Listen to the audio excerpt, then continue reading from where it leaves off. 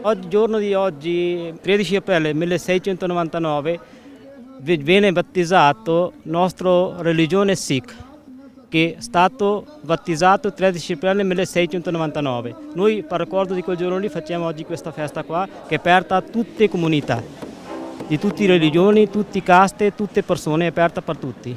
È una festa che vuole creare solidarietà e amicizia con tutti, far conoscere chi siamo, come pensiamo, tutte queste cose qua insieme, per dare una spiegazione chi non sa la nostra religione, perché lo mettiamo turbante, perché lo facciamo crescere barbara. Prima cosa c'è questa caras, viene chiamato caras, è un bracciale, non devi fare cose sbagliate. Seconda cosa, c'è capelli, che noi teniamo a crescere, capelli sia barba, dice nostro santo, nostro Dio, che noi dobbiamo crescere come Dio ha creato, quello che Dio ha dato a noi, né più né meno, tutto quello che ha dato a noi, a Dio, dobbiamo mantenere. L'ultimo, questo qua, quello che stavo dicendo appunto per pugnale, che questo qua, cioè, non è un'arma, non è una cosa pericolosa, lo dico semplicemente, questo qua noi ci teniamo per ricordo di nostro Dio.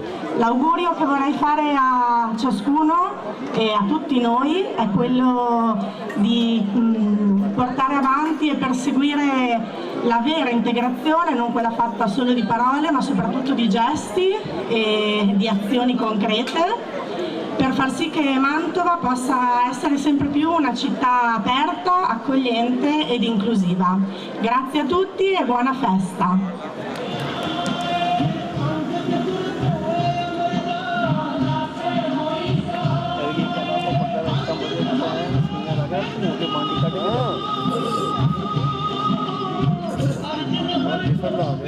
Il turbante noi nella nostra religione chiamiamo Dastar, che significa mano del Dio. Vuol dire che hai la mano del Dio sempre sulla tua testa. Poi ci sono vari colori del turbanti, poi non abbiamo una eccezione perché uno deve mettere certi colori o no, non può metterli. Solitamente il colore azzurro è dell'esercito Sikh, e il colore arancione è della festa Sikh, colore bianco è della pace, rosa, rosso sono più di cerimonia tipo matrimonio o altro, e il resto di colori uno se li mette più o meno base l'abito che si porta.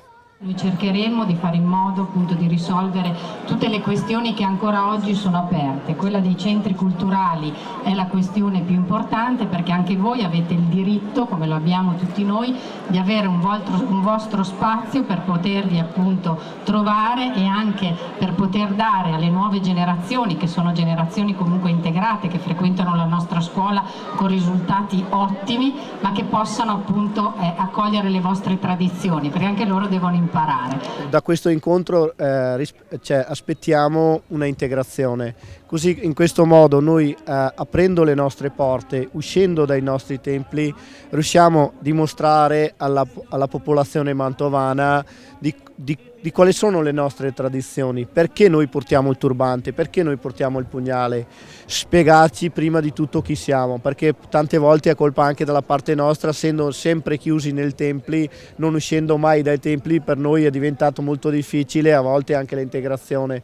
A volte la gente si chiude nei gruppetti tra di loro, che questa non è un buon segno, invece un'apertura è quella che ci serve in questo momento qua.